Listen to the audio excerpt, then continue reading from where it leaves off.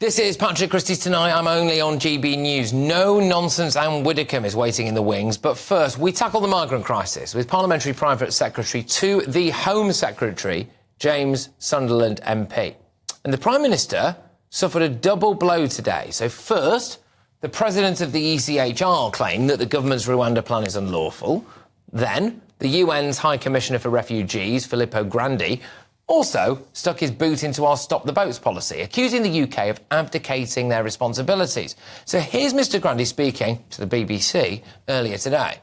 Let's build a wall or stop the boats, you mean? Exactly. Those are fake responses that don't address even the problem of arrivals.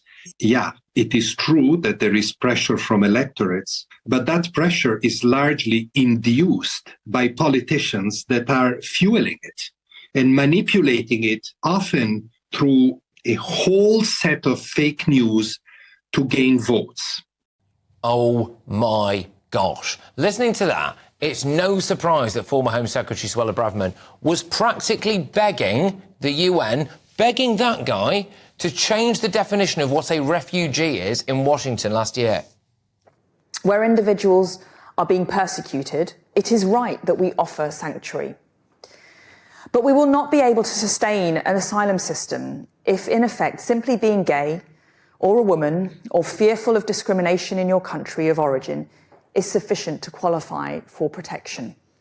It is seriously worth remembering, in light of that chump's comments, OK, that Suella Braverman stood there and said to the world, unless we change what the definition of a refugee is, simply saying that you're gay or being a woman or fearing any kind of persecution or coming, frankly, from a poorer country to a wealthier country is basically all that you need to qualify as a refugee. That's what needs to be changed. And alas, here we are.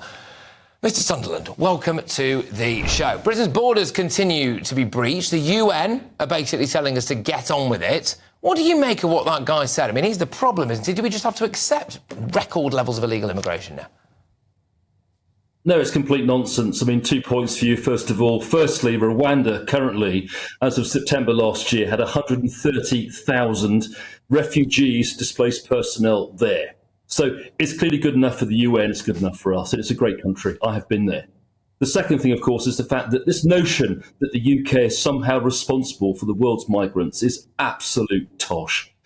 We have a problem right now with small boats coming across. We've got a problem with people, mainly migrants. These are not asylum seekers, they're not refugees. They're mainly economic migrants coming to the UK for a better life.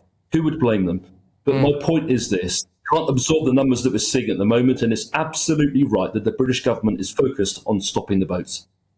What Filippo was saying there was that, oh, look, this is all just political pressure. Nothing's actually, being done about this, and nor should we do anything about it. Suella Braverman stood up and made the point that unless we change the law and the definition of what it meant to be a refugee, frankly, pretty much anyone from anywhere can move anywhere else, and there's very little we can do about it. The United Nations take the polar opposite view to that. I mean, as long as they've got any say in this matter, we're knackered, aren't we? Well, the United Nations, of course, depends upon countries like the UK taking their fair share of displaced persons. But that's not necessarily what should be happening. So, for example, there are known to be millions of people on the move right now across Africa, across the rest of the world. And we are seeing a significant problem in Europe.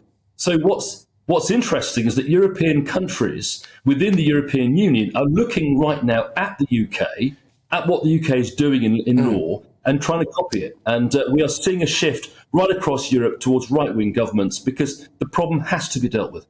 So the fact is that the response to what's going on at the southern border in America, which is, by the way, absolutely insane, the level of illegal immigration that they've got over there, the response to unbelievable volumes of illegal immigration right through Europe and into Britain. From the United Nations, their response to that, as far as I can tell, is to now more or less openly say that they don't believe in borders. Is the UN fit for purpose? In that respect, no, not at all. But borders have to matter. Borders have to be maintained. We've got to maintain security of our borders. We've got no idea who these people are coming across. And it's absolutely right that in 2019, as part of the Brexit decision, we undertook to secure our borders. That is absolutely what the Conservative government's going to do. Look at Labour. Without getting too political, Labour have voted against every single measure to curb illegal migration. Every single one. Labour wants open borders. Fact.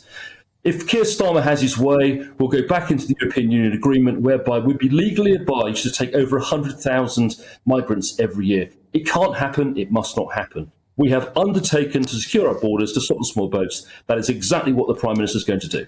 Look, Keir Starmer obviously will absolutely categorically deny that he wants open borders. The Labour Party have denied that on numerous occasions. I just wonder if there's an even bigger problem here behind the scenes. You've got the United Nations there, which essentially I think sees itself wrongly, in my view, as the charitable arm to the world. The idea that the good thing to do for the sake of charity, reinforced, by the way, I think by the Archbishop of Canterbury, Justin Welby, reinforced by what we're seeing at the ECHR, reinforced by a huge number of different aid groups and so-called worthy charities, is that people should just be allowed to travel legally or illegally anywhere they like around the world. Do we have a problem behind the scenes here a bit as well with some of these charities, with some of these so-called aid organisations? Yeah, I mean, the simple answer is yes. I mean, it cannot be the case that the UK is responsible for the world's migrants. No Western country can do that. The pressure on services at the moment is already acute. The very same people that phone me and say, oh, we must have open borders, and the people that say they can't get an appointment at a surgery. I don't want to demonise the problem, but my point is that actually we cannot absorb the numbers that are currently on the move. I have every sympathy with people wanting a better life. I've served myself for 26 years in the army. I've been to many, many countries across the world that really aren't fit for purpose. What we have in the UK is absolutely fantastic. We've got problems, yes, we have, but actually the offer's brilliant. But the point I'm making is that we cannot be beholden across Western countries to absorb the numbers that we're talking about. How does this pan out? How does this pan out for you personally now, then, right? Because you're saying all the right things to a lot of our viewers and our listeners here. But with respect, James, we just played a clip of a former Home Secretary there who stood up and said things that I think you agree with, right, that are correct. We have a current Home Secretary who seems a lot more reluctant to do things like get us out of the ECHR, has supposedly called the Rwanda plan batshit. I mean, he denies that, but, supposedly has said that. How do you work under that bloke, James Cleverly, now, if he's not doing the right things or saying what's necessary? We've established that it's necessary to do certain things. It doesn't look like he wants to do that. I work for both Suella and for James. I was their PPS and I am James' PPS now. Different people, different styles.